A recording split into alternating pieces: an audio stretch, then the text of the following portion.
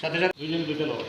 পাতারকান্দিতে সুনামধন্য ছাত্রী হাদিয়া ফেরদৌস এবং মাজিদা সুলতানা বিশাল বড় সম্বর্ধনার জোয়ারে ভাসছেন। এই মুহূর্তের সব থেকে একটা বড় খবর, পাতারকান্দির বিশিষ্ট ব্যবসায়ী আব্দুল হামিদ এবং পাতারকান্দির বিশিষ্ট কন্ট্রাক্টর আব্দুল বাসিতের মেয়ে মাধ্যমিক পরীক্ষায় ভালো রেজাল্ট করায় সম্বর্ধনার জোয়ারে ভাসছেন। আব্দুল হামিদের মেয়ে হাদিয়া ফেরদৌস এবং আব্দুল বাসিতের মেয়ে মাজিদা সুলতানা সম্বর্ধনার জোয়ারে ভাসছেন।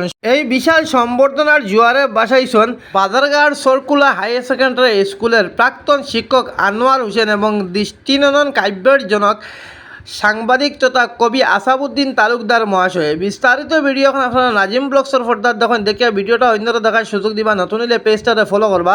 এখন বিস্তারিত ভিডিও আপনারা দেখেন। তার নাম হইল মাস্টার আনোয়ার হোসেন মান, কবি আনোয়ার হোসেন মান। তো গতবারে বাজারঘাট সরকুলা হায়ার সেকেন্ডারি স্কুল হিন্দি বিষয় শিক্ষক ছিলাম, ওটা থেকে বর্তমানে রিটায়ার্ড শিক্ষক টাকা।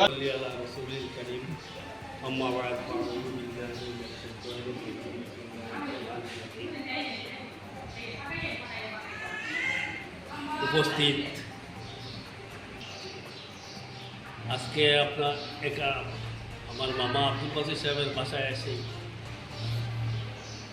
এখানের যে আপ্যায়ন এবং সহমর্মিতা দেখে আমি অভিভূত। আমি কল্পনা করতে পারিনি যে এইরকম সহমর্মিতা এবং আপ্যায়ন পাব। সেই হেতু আমি আল্লাহ বলেছেন নমাজ রোজা হজ যাকাত সব কিছু করলেও মানবতার সেবা না করলে কেউ পরিত্রাণ পাবে না। আর মানবতার তরি নিয়ে যারা চলি তাদেরকে মহান আল্লাহ এবং মহানবীর সম্মান দেখানো আমাদের প্রত্যেক বান্দাগণের অবশ্য কর্তব্য। মামা আমার আব্দুল হামিদ মামা অহংকার, হিংসা, বিদ্বেষ, অসৎ কাম, ক্রোধ, মোহ ত্যাগ করে আল্লাহর প্রকৃত গোলাম হিসাবে, প্রকৃত বান্দি হিসাবে এবং মহানবীর ঐতিহ্যকে সুন্দর সুষ্ঠুভাবে পালন করে উনার কাজ উন্মত হওয়ার তৌফিক দান করেন। ওনার যে প্রচেষ্টা, এইভাবে আমাদের সমাজের যারা পড়াশোনাতে ভালো রেজাল্ট করে তাদেরটা নিয়েছেন, সেই উদ্যোগটাকে আমি ব্যক্তিগত হিসাবে স্বাগতম জানাই। মানে আজকে সম্বর্ধিত হবে তাদের কাছে আমি অনুরোধ রাখি, তোমাদের এই সম্বর্ধনাটা ভবিষ্যতে আরও বড় আকারে যে সম্বর্ধনার তোমরা প্রচেষ্টা করবে, সেইটুকু আমি এই সম্বর্ধনা দেওয়ার জন্য যারা আসছে তাদের কাছে অনুরোধ রেখে আর সবাইকে আমি ধন্যবাদ জানিয়ে আমার এটা তোমাদের জীবনের প্রথম পদক্ষেপ। এই যে মেট্রিক পরীক্ষায় তোমরা মেট্রিকে ভালো রেজাল্ট করেছে, এটা তোমাদের জীবনের সর্বপ্রথম পদক্ষেপ। তোমাদের জীবনের আগামী আরও এভাবে অনেক পদক্ষেপ রয়েছে। তাই আমি মেট্রিকে ভালো করেছি বলে, সংগঠিত হয়েছি বলে তোমরা যদি নিজে মানে শেষ পর্যন্ত অন্যদিকে নিয়ে নাও, তাহলে সামনের যে গেটগুলো আছে সেগুলো তোমাদের কারণে সম্ভব হবে না। সময় মতো দিতে হবে। সময়টা পড়াশোনার ক্ষেত্রে তোমাদের সময়টাকে কাজে লাগাতে হবে। যেমন তোমরা এবারে 80% মার্ক পেয়েছো, 5 ঘন্টা পড়াশোনা করে 80% মার্ক পেয়েছো। এখন এই যদি তুমি 90% মার্ক পেতে হয়, তাহলে সেটা তুমি নিজেই বুঝে নাও যে আমি 5 ঘন্টা আগে শ্রম দিয়েছিলাম, এখন আমি যদি এই 5 ঘন্টার জায়গায় যদি আমি 8 ঘন্টা শ্রম করি, তাহলে তো অবশ্যই আমার 90% আসবে। আমি এখন অনুরোধ করব আমাদের কৃতি ছাত্রী মাজিদা সুলতানা, এবারে এইচএসএলসি পরীক্ষায় 80 মার্ক নিয়ে উত্তীর্ণ হওয়ার জন্য ওকে সংগঠিত করা হবে। ওকে সংগঠিত করার জন্য আমি আমার শ্রদ্ধেয় মামা যিনি করছেন ওনাকে আমি অনুরোধ করছি, এই দুইটা মেয়েকে আপনার পবিত্র হাতে ওদেরকে উৎসাহিত করুন।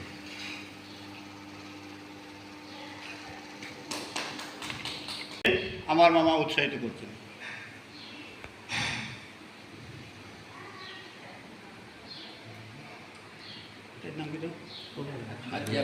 হাদিয়া কভার একটা মাত্র, কভারটা একটা কভার মিলবো নি ওটা কভার কিনা নাম হাদিয়া। তো আরেক কীর্তি ছাত্রী হাদিয়া ফেরদৌস, ওকে আমার মামা নিজ হাতে সংগঠিত করছে।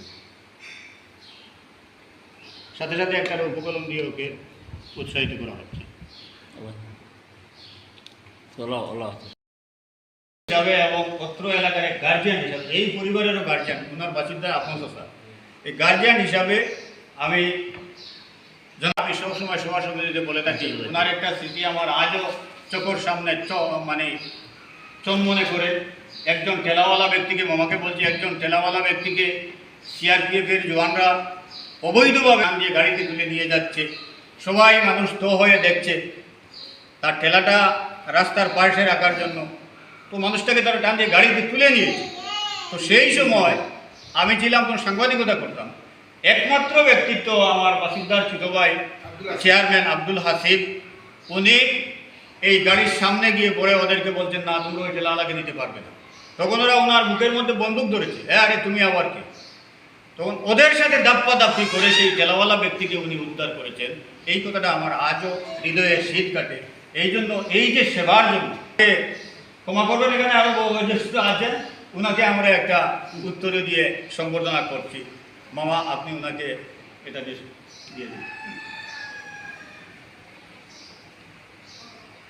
ওনার সততার কারণে পাতারকান্দি থানার মসজিদ, এটা বৃহত্তর একটা মসজিদ, টাউনের মসজিদ, সেই মসজিদের প্রেসিডেন্ট ওনাকে বানিয়ে রাখা হয়েছে দীর্ঘদিন থেকে, এবং আজ এই পাতারকান্দি মসজিদ একটা স্বর্ণ মসজিদে পরিণত হয়ে গেছে, সেটা অনুরোধ করছি।